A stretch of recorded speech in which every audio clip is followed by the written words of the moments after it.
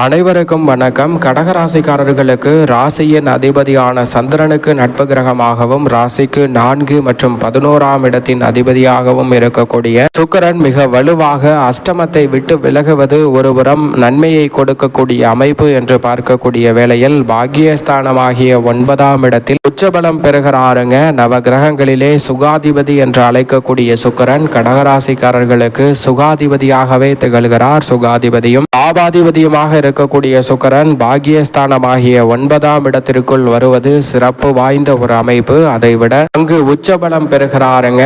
எனவே இந்த தருணம் என்பது கடகராசிக்காரர்களுடைய வாழ்வில் நீங்களே நினைக்க முடியாத அளவிற்கு சிறப்பான மாற்றத்தையும் அற்புதமான வாய்ப்புகளையும் சந்தர்ப்பங்களையும் நிச்சயம் நிறைவாக சந்திக்கக்கூடிய வகையில் பல நல்ல சந்தர்ப்பங்கள் உங்களை தேடி வரும் பொன்னான தருணமாக சுக்கிரன் உச்சம் பெறக்கூடிய இந்த வேளையானது அமைய போகிறது என்பதை திட்டவட்டமாகவும் தெளிவாகவும் துல்லியமாகவும் உறுதிப்படுத்துகிறாருங்க. சுக்கிரன் மிக வலுவாக அஷ்டமத்தை விட்டு விலகுகிறாருங்க. எந்த ஒரு கிரகமாக இருந்தாலும் அஷ்டமத்தை விட்டு விலகுவது அமோகமான நன்மையை பெற்றுத்தரும் அமைப்பு. அதிலும் குறிப்பாக இயற்கை சுபகிரகமாக இருக்கக்கூடிய சுக்கிரன் அஷ்டமத்தை விட்டு விலகி பாக்கியஸ்தானமாகிய 9ஆம் இடத்தில் சுமார் 3 மாத காலத்திற்கு வக்ரகதியிலும் நேர்கதியிலும் உச்சம் பெற்ற அமைப்பில் வலம் பெற போகிறாருங்க. சுக்கிரன் உச்சம் பெற்று வலம் வரக்கூடிய இந்த தருணம் என்பது பல பிரச்சனைகள் நெருக்கடிகள் உறுதியாகவே தீர்வு காணக்கூடிய நல்ல சந்தர்ப்பமாக இந்த தருணத்தை மாற்றி அமைக்க போகிறாருங்க. அடமானத்தில் உள்ள நகைகளை மீட்பதோடு மட்டுமல்லாது புதிய வீடு கட்டுதல், வீடு கட்டக்கூடிய விஷயங்களில் கடன் வாங்காமலே வீடு கட்டுதல் என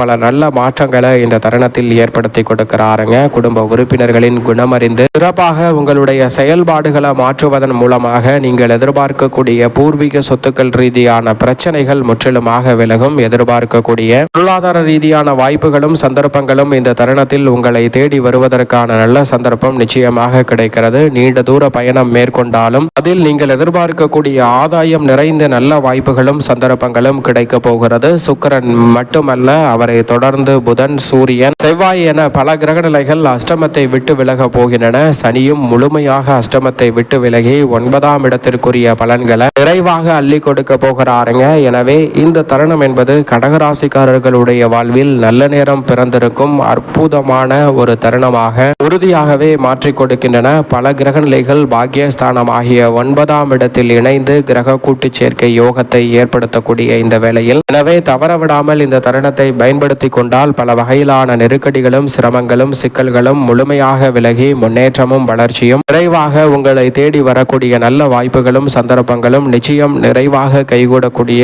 அற்புதமான தருணமாக இந்த வேலை அமைய போகிறது. எனவே சரியாக இந்த தருணத்தை பயன்படுத்தி கொண்டால் கடகராசிக்காரர்களுடைய வாழ்வில் அபரிவிதமான அமோகமான வளர்ச்சி நிச்சயமாக உங்களை தேடி வரும் அற்புதமான தருணமாக உறுதியாகவே இந்த வேலை அமைய போகிறது என்பதில் சந்தேகமே இல்லை. இது மட்டுமல்லாது நவகிரகங்களிலே சுகாதிபதி என்று அழைக்கக்கூடிய சுக்கிரன் மனித வாழ்வில் செல்வ செழிப்பு, பொருளாதார ரீதியான வளர்ச்சி, முன்னேற்றம் போன்ற அனைத்தையும் இந்த வேளையில் சிறப்பாக அள்ளி கொடுக்கக்கூடிய வலுவான அமைப்பில் வலம் பெறுகிறாருங்க. எனவே நினைப்பதை விட இந்த தருணத்தில் பல நல்ல மாற்றங்கள் நிச்சயமாக உறுதியாகவே உங்களை தேடி வருவதற்கான சந்தர்ப்பம் உங்களுடைய சிறு முயற்சியிலே உண்டு. வசதி வாய்ப்பு, பொருளாதார ரீதியான சூழல் போன்ற அனைத்தையும் மேம்படுத்தக்கூடிய வகையில் உறுதியாகவே பல நல்ல வாய்ப்புகளும் சந்தர்ப்பங்களும் சற்று தாராளமாக கிடைக்கும் அற்புதமான வேலையாக இந்த தருணத்தை சுக்கிரன் மாற்றி கொடுக்கிறார். தவறவிடாமல் கடகராசிக்காரர்கள் பயன்படுத்திக் கொள்ளுங்கள். அதோடு மட்டுமல்லாது இந்த வேளையில் உதாரணமாக ஒரு கதை ஒன்றை பார்க்கலாம். ஒரு நபர் இருக்கிறார். அவர் உடல் முழுக்க பிரச்சனை.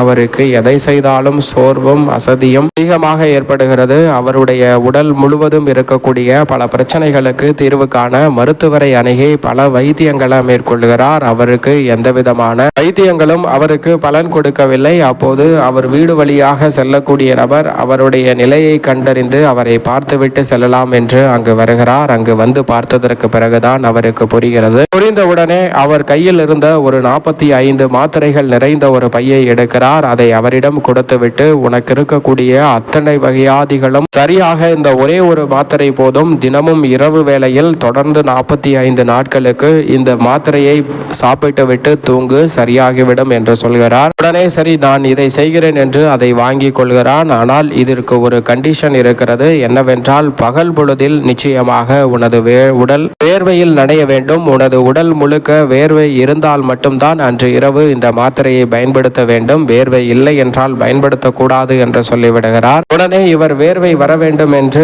ஏதாவது வேலை செய்யலாம் என்று பார்க்கிறார். அவரால் முடியவில்லை. சரி, நடந்து செல்வோம் என்று ஒரு குறிப்பிட்ட தூரத்திற்கு நடந்து சென்று திரும்பி வரக்கூடிய வேளையில் வேர்வை வருகிறது. அவர் வேர்வையால் நனைந்து விடுகிறார். உடனே அதை துடைத்து விட்டு வேர்வை அடங்கியதற்கு பிறகு சாப்பிட்டு விட்டு இரவு வேளையில் அந்த மாத்திரையை போட்டுவிட்டு தூங்கி விடுகிறார். அடுத்த நாள் இன்னும் சிறிது தூரம் நடக்க ஆரம்பிக்கிறார். அடுத்த நாள் அதைவிட சிறிது தூரம் கடந்து செல்கிறார். அடுத்த நாள் அந்த தூரத்தை ஓடி செல்ல ஆரம்பிக்கிறார். இப்படியே அவர் ஓரிரு வாரங்களிலேயே முழுமையாக வேகமாக ஒரு குறிப்பிட்ட இலக்கை நோக்கி விரைவாக ஓடி சென்று மீண்டும் திரும்பி வரக்கூடிய அளவிற்கு அவருடைய உடல் வலுப்பெறுகிறது. குறிப்பாக 2 வாரத்திற்குள்ளே அவருடைய உடலில் நல்ல மாற்றம் மிக வலுவாக தெரிய ஆரம்பிக்கிறது. 21 நாள் முடியக்கூடிய வேளையில் அவருடைய உடல் பரிபூரணமான முழுமையான சுகம் பெற்று விடுகிறது. உடனே அவர் இந்த மாத்திரை மீதி இருக்கிறது, இது மற்ற யாருக்காவது பயன்படட்டும் என்று அந்த நபரை தேடி சென்று அந்த மாத்திரையை அவரிடம் கொடுக்கிறார். எனக்கு உடலில் இருந்த பிரச்சனைகள் அனைத்தும் தீர்ந்து விட்டது என்று சொல்லி கொடுக்க அந்த மாத்திரையை வாங்கி கொண்ட அந்த நபர் சொல்கிறார், இது வெறும் மூலிகை மாத்திரை தான், மூலிகை மிட்டாய் தான், இதில் பெரிய அளவு சத்து இல்லை. ஆனால் நீ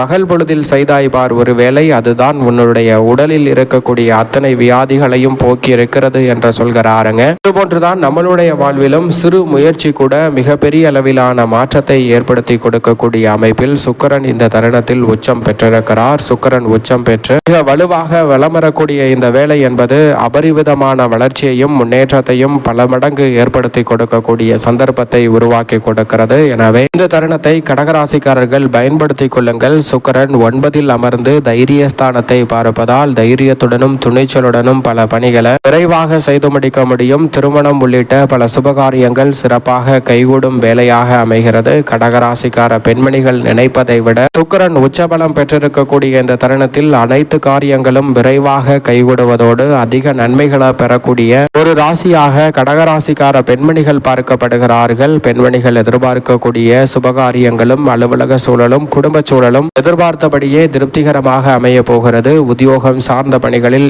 உண்மையாக உழைத்த உங்களுக்கு நிச்சயமாக நல்ல மாறுதல் இந்த தருணத்தில் உங்களை தேடி வருகிறது. வெளிநாட்டு வேலை வாய்ப்பு உள்ளிட்ட சிறப்பான வாய்ப்புகளை இந்த தருணத்தில் சுக்கிரன் நிச்சயம் நன்மை நிறைந்தவையாக மாற்றி கொடுக்க போகிறார். தொழில்துறை வியாபாரத்துறை சார்ந்த பணிகளில் இருக்கக்கூடிய பெரும்பாலான சிக்கல்களும் சிரமங்களும் இந்த தருணத்தில் விலகி தொழில் வியாபார ரீதியாக மிகப்பெரிய அளவிலான வளர்ச்சியும் முன்னேற்ற வாய்ப்புகளும் இந்த தருணத்தில் சுக்கிரனின் அருளால் நிறைவாக கிடைப்பதற்கான சந்தர்ப்பம் உண்டு. கலைத்துறை அரசியல் துறையில் மக்கள் மத்தியில் செல்வாக்கு பெறுவதோடு பிரமாண்டமான வளர்ச்சி கலைத்துறை ஆகிய மற்றும் அரசியல் துறை ஆகிய உங்களுடைய பணிகளில் உறுதியாகவே கடகராசிக்காரர்களுக்கு கிடைக்க போகிறது. மேலும் இந்த தருணத்தை சாதகமாக மாற்றிக்கொள்ள கடகராசிக்காரர்கள் உறுதியாகவே வாரத்தில் வெள்ளிக்கிழமை விரதமிருந்து அருகாமையில் உள்ள வராகி அம்மன் சன்னதி சென்று தீபம் ஏற்றி வழிபாடு செய்யுங்கள். மிகப்பெரிய அளவிலான வளர்ச்சியும் முன்னேற்றமும் உங்களுடைய வாழ்வில் அபரிவிதமாக கைகூடும்.